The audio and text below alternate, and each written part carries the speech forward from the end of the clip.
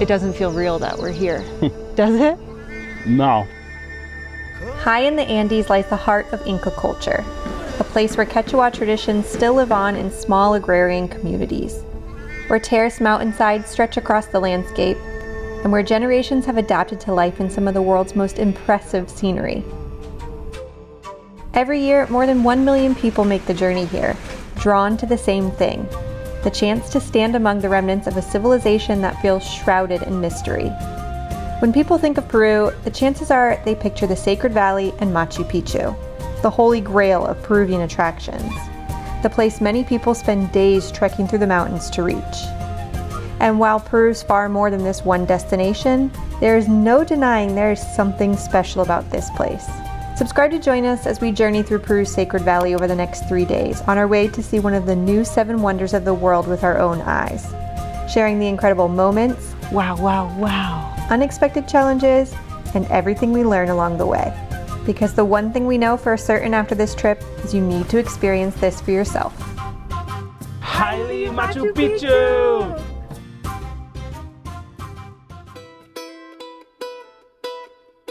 Our journey through the Sacred Valley began while the rest of Cusco was still in bed.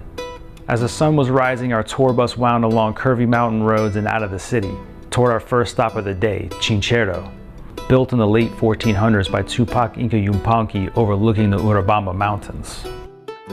Oh my gosh, this is amazing.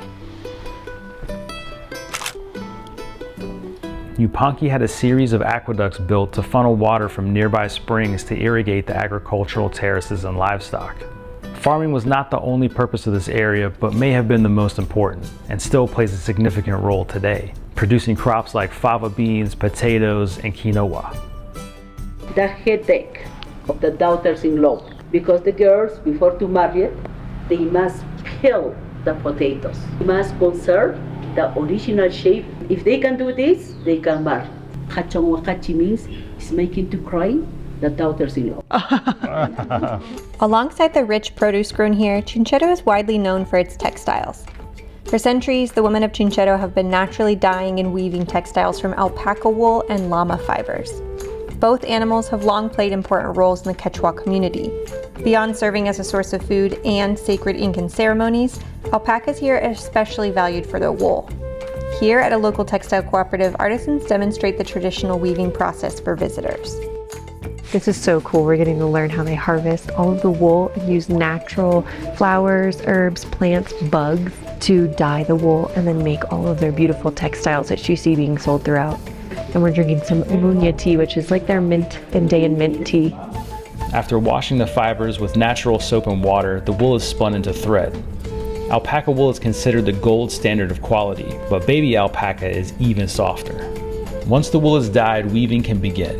Many of the motifs are unique to the individual families and passed down through generations. The entire process is a labor of love and is a skill that not only helps families keep warm during the cold Andean nights, but also provides income through the beautifully woven pieces sold to visiting foreigners like ourselves.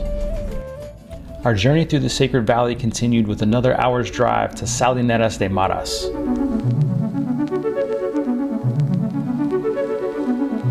This ancient salt mine predates the Incas and was first built by the Maras people around 700 BC. Wow. Over 4,500 salt wells sprawl across the valley, built into the mountainside with various shades of white, pink, and brown.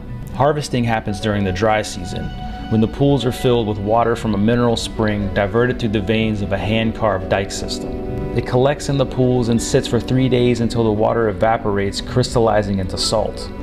Then, the descendants of the Maras who still own and operate the pools collectively harvest the salt by hand to sell for gourmet cooking and aromatherapy. This is super cool. They harvest this 4 times a year, and it is so beautiful and unique. I've never seen anything like this before.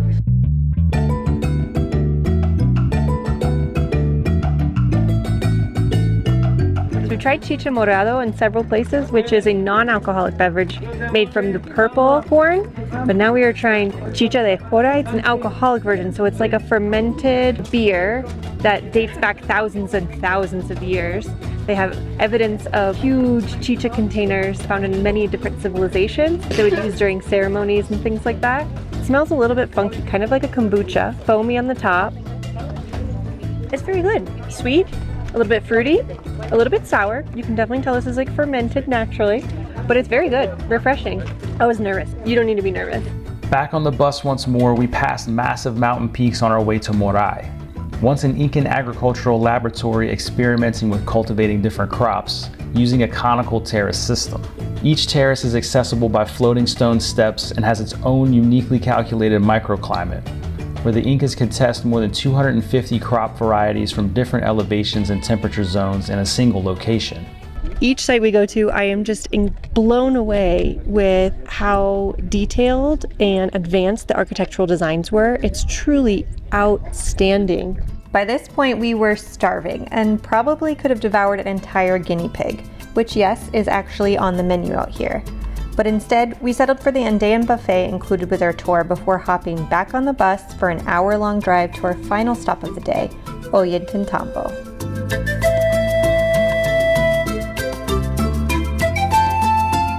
Ollantaytambo is a quaint Incan village, home to roughly 10,000 people year-round. Its archaeological zone is built into the hillside. Reaching the top means climbing more than 150 steps, something you can definitely feel at just over 9,000 feet elevation. It is so windy up here today. The dust is blowing in our face and I have my water bottle on the ground and it went down.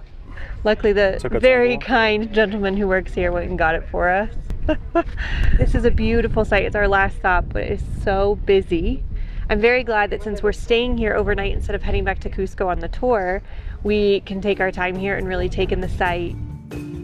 In pre-colonial times, Ollantaytambo served as an important stopping point for those trekking between distant cities, like Cusco to Machu Picchu. After days or even weeks on foot through the Andes, travelers could rest here, trade goods, and gather supplies before continuing their journey. Because of its strategic location, Ollantaytambo also functioned as a control point for the empire. Watchtowers were placed high in the surrounding mountains to monitor who passed through the valley below. Surprisingly though, parts of Ollaytantambo may actually predate the Incas. Archaeologists believe sections of the site were first constructed by the Huari civilization sometime between 600 and 1000 AD. At the pinnacle sits the Temple of the Sun, built from enormous megalithic stones transported from quarries visible high on the adjacent mountain slope. Construction was never fully completed before the arrival of the Spanish, whose conquest forever changed the future of this region. Do you see the space that I have right now?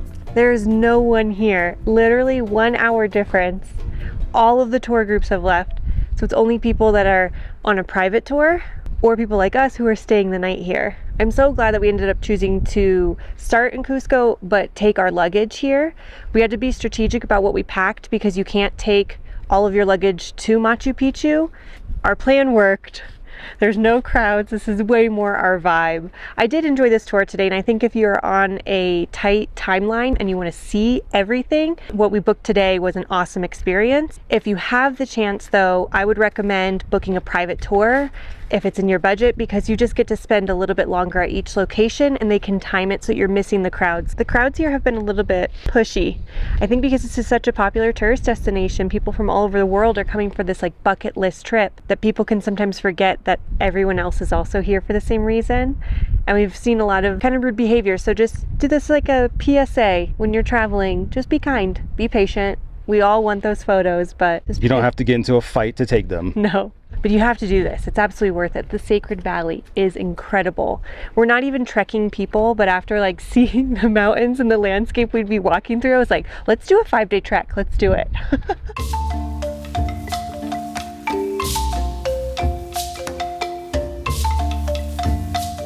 While most visitors spend their time capturing selfies at the Temple of the Sun, below the ruins lies another important ceremonial area, dedicated to the worship of water, an element just as essential to life, agriculture, and survival in the Andes as the sun itself. I crack myself up. Guys, I think I'm a little delirious at this point. It was a 5:50 arrival to the pickup point for today's tour, and we have been going until 4:50, I think it is. Yeah, solid 12-hour day. I think it's time to get checked into our hotel and find something to eat and go to bed, because I'm tired.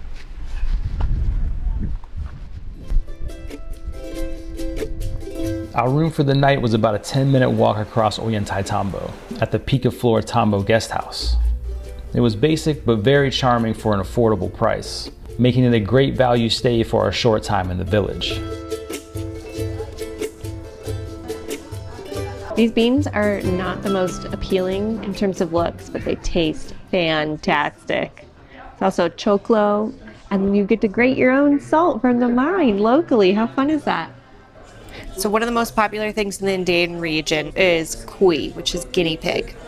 I know for a lot of Americans or people from the West, that's very kind of sad because we have them as pets, but here it's one of their largest protein sources. Normally when they come out as a whole guinea pig. We didn't order the entire guinea pig tonight because honestly, we're just not that hungry. We just wanted to see what it tasted like for ourselves. I haven't gotten enough to make an assessment. It kind of has a fattiness like duck does, but has more of a mild flavor, probably like turkey, but honestly, it's a distinct taste. I wouldn't say it's my favorite thing. I probably wouldn't order it again. You gotta try the local foods.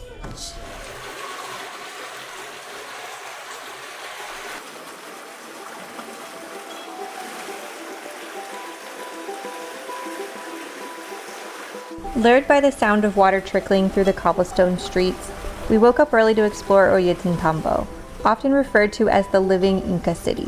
The historic center dates back to Inca times, some say even earlier, and every street reveals another glimpse into the past. Ancient aqueducts still run through the streets, locals chat in Quechua outside their homes, and towering ruins overlook the rooftops from the mountainsides above. This place is absolutely stunning. I'm so happy we chose to spend at least one night here. If I could do this all over again, I'd probably stay a few nights here and do trips throughout the Sacred Valley to get a deeper experience and maybe visit some of the less popular archaeological zones because there are so many insane sites to visit in this area. There's also epic hiking that you can do that's not just the trek to Machu Picchu. Definitely give yourself time to experience this. I think it's my favorite place we visited so far on this trip. Buenos dias. This place feels like a fairy tale, but I have to remind myself that like real people are living here doing everyday things, just trying to make a living. What a beautiful place to be able to call home. Hola. Hola. Sí, ¿estás contento? Ay, qué lindo eres. Personally, I think Ollantaytambo should get the nickname of the gateway to Machu Picchu over Cusco, considering this is where the train departs to Machu Picchu and where the Inca Trail begins.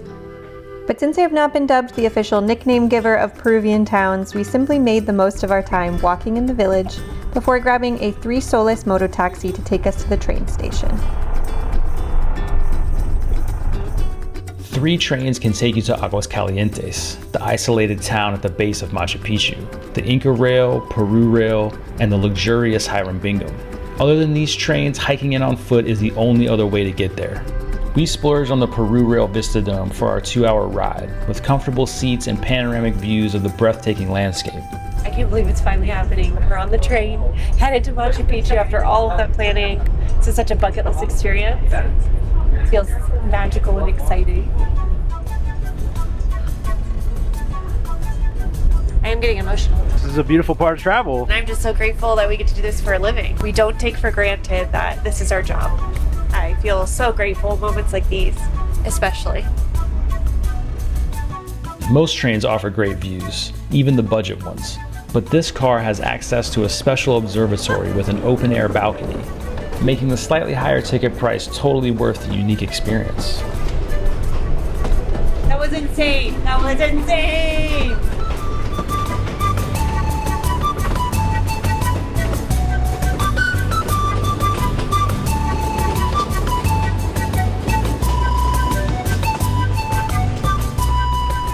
As our train pulled into Aguas Calientes, we were immediately taken by the town's setting, nestled between massive green mountains with the Urubamba River running right alongside it.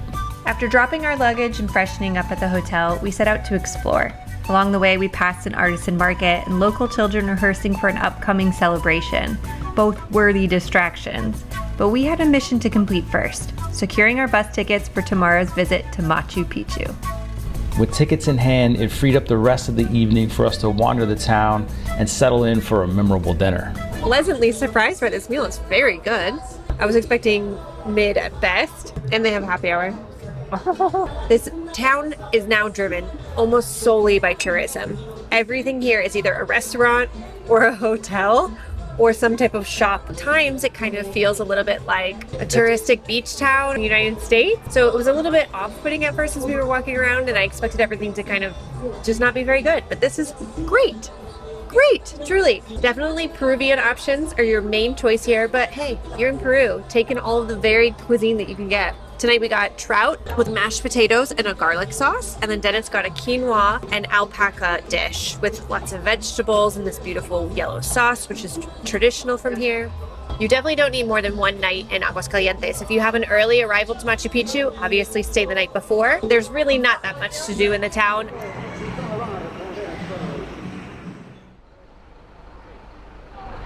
We're in line to get on the bus. You can either walk to Machu Picchu from here, which is like an hour, hour and a half, or most people take the bus. We have a 9 a.m. entrance, but because of its timing, we are here in line at 8, and we're still having to wait.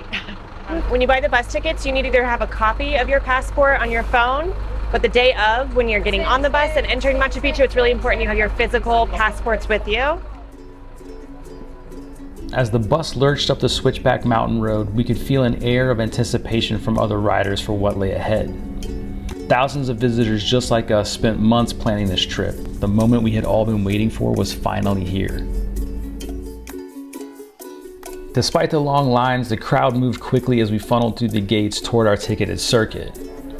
We booked Circuit 2A, dubbed the Classic Circuit. It's considered one of the best because it gives you the iconic vantage point overlooking Machu Picchu while taking you inside the ruins to explore the sacred city up close. Hay mucho nubes, ¿no?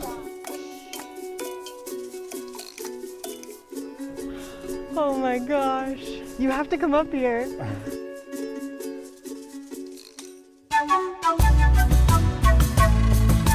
Can't believe we're actually here. This is even more magical than I ever imagined. It doesn't feel real that we're here, does it? No. No, it doesn't feel real. Honestly, like, I feel like I'm looking at a picture. Yeah. I was really worried because it was super duper crowded when we were getting in, but honestly, you know, everyone's going at their own pace. So I feel like we're like alone right now. Yeah, as long as you're patient, the views will clear. Yeah. Oh my gosh. Oh, this is so worth it. This is worth any trouble planning, the effort to get here. It is worth it. This is epic. There's no other word to describe this.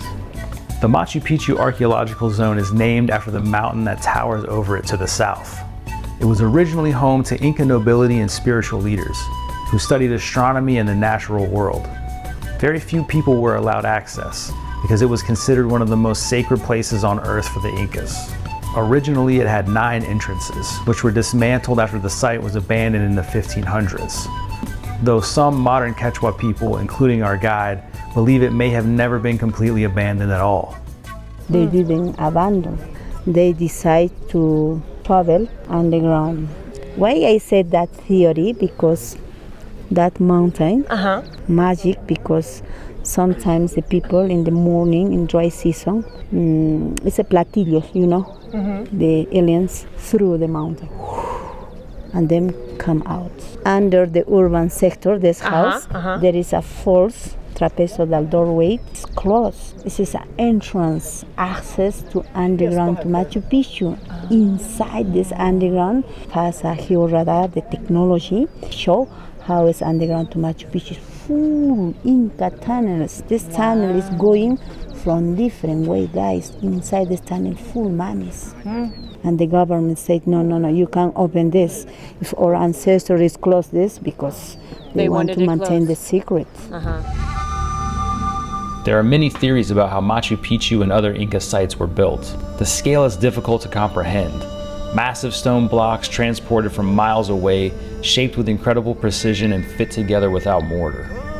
Even today, Incan construction methods are beyond the scope of modern stoneworking techniques. Recently, LiDAR imaging technology has confirmed that Inca sites spread far beyond what the eye can see, confirming over 100 miles of below-ground tunnels in this area alone. Some theories point to extraordinary human ingenuity and coordination on a scale that's hard to imagine. Oh my gosh. Others lean towards unconventional ideas like help from aliens, something our local guide actually believes wholeheartedly. Regardless of what you believe, there's no denying what the Inca built is extraordinary, and this site has undeniable energy. Our ancestors, they love carving in rock, copy the replica of the mountains, because the Andes mountain for us is representation of our ancestors who was died million years ago. But the reason they love climb to top the mountain for meditation, because we know in the top of the mountain you found a good energy, knowledge teaching you. We continued along the circuit, passing through the urban sector and stopping to make a traditional offering. The Quechua believe offerings should be made using items that carry spiritual significance, like coca leaves, to ask permission to enter and for a safe journey beyond. Dar 3 veces. Así. Luego pones aquí mirando Machu Picchu y tienes que decirle gracias por estar en este lugar sagrado. O sea, todo lo que tú quieres, dile en la coca y lo dejas para.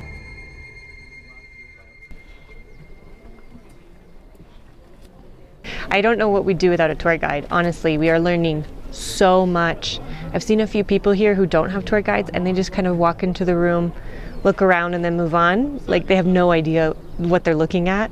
In one room, they actually had a table that they used to do sacrifices for llamas for either the moon or the sun. It's a super special ceremony. And they literally walked in and had no idea that that's what they were looking at. So you have to have a guide.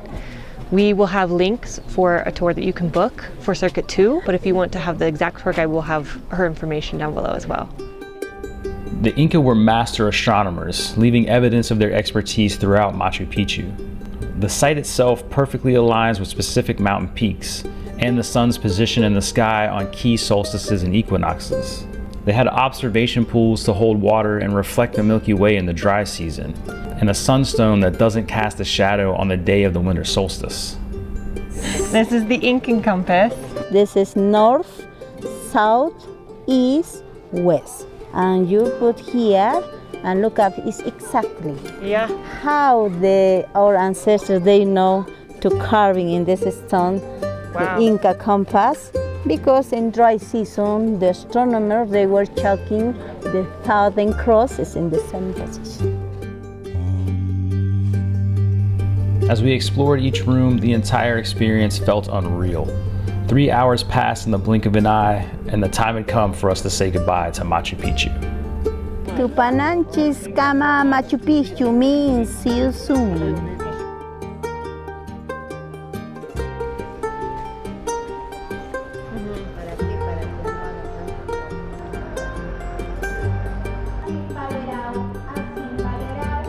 I can't believe today happened. Like truly, it was so magical. It doesn't even feel real yet. It hasn't like set in that we finally got to experience Machu Picchu. They're going to be closing one section of Circuit 3 in June. In a few years, they're going to be closing Circuit 2. It's to preserve the site because it's starting to deteriorate in those areas. Obviously, they want to keep Machu Picchu pristine and available for people to view for centuries to come. So it's really going to be just Circuit 1, which is just going to give you kind of a nice viewpoint of Machu Picchu. You won't really be able to go down into it as much. Now we are waiting for the train to go back to Ollantaytambo, where we'll then catch a bus to head back to Cusco. It'll be about 4 hours transit total. If this is on your bucket list, now is the time to do it. You need to book it because it's not going to be here in this way that you can experience it today forever. And I promise you want to experience this.